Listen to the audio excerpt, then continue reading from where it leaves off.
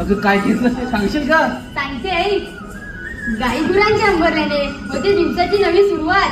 हा, गाई गुरांच्या हंबरण्याने होते दिवसाची सुरुवात नवी.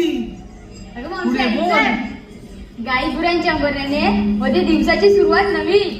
कोकिलेच्या आवाजाची सुस्ती मंजिल मंजिल गाणी.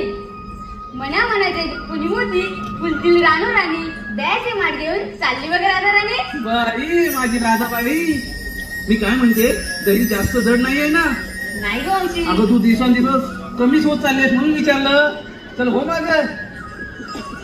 बाय बाय बाय बाय नव्या नवलाईची माझी चंद्रा.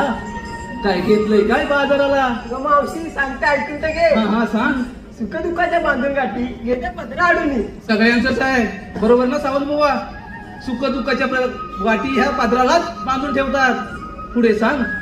सौभाग्यासाठी झटटता दिसत आई जरणी. हो का?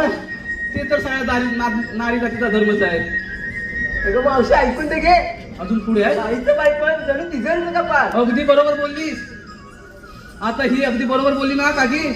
बाईचं बायपण अगदी तिजोरीचं कपाटच आहे. बरोबर ना दादा? म्हणजे एक साधं उदाहरण घ्या.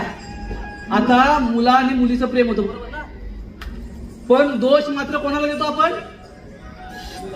मुलीला ना. ती मुलगीच तशी असेल किंवा कुणीही करा म्हणजे, पण नारी जातीलाच दोष देतो ना. बरोबर बोललीस हा, की बाईचं बायपण जणू तिजोरीचं कपाटच आहे. अगं मावशी ऐकून तर घेतं पूर्ण अगोदर.